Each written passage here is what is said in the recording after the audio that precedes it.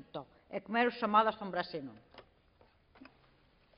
Sí, muchas gracias. La costa de Somalia es evidentemente una de las cosas más peligrosas del mundo, como lo demuestran los datos y especialmente el que solamente el año pasado hayan sido 25 al menos las embarcaciones víctimas de todo tipo de actos de piratería. El caso del Playa de Baquio es quizás uno de los más conocidos, al menos en España, pero es evidente que no es el único.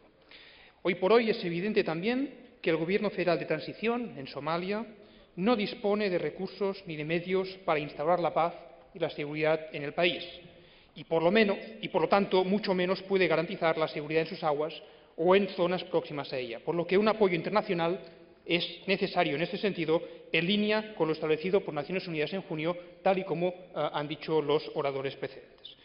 Personalmente me preocupa también otra cosa, y me gustaría decirla, son las denuncias que nos llegan en ocasiones de barcos extranjeros, algunos quizás europeos, que se aprovechan de esta situación de descontrol para, ya sea, pescar de manera fraudulenta en uno de los caladeros más ricos de la zona o incluso para usarlo como vertedero de sustancias peligrosas, algo que el Gobierno federal tampoco está en estos momentos en condiciones de controlar.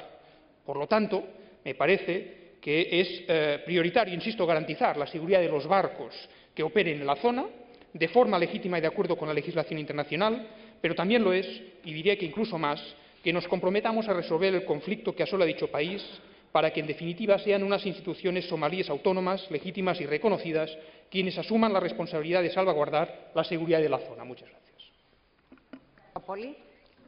Ο κύριος Μπλόκλαντ, από την ομάδα Ανεξαρτησία Δημοκρατία, δεν είναι στην αίθουσα.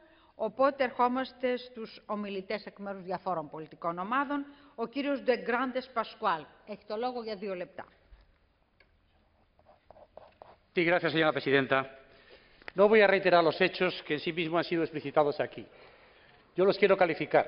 Son unos hechos escandalosos. Producen alarma social a nuestra ciudadanía, que percibe sin duda una cierta indefensión. No digamos ya los sentimientos de nuestros pescadores, que sienten un razonable miedo por sus puestos de trabajo y hasta por su integridad física, dado que los piratas no amenazan en vano y no es exigible a unos trabajadores que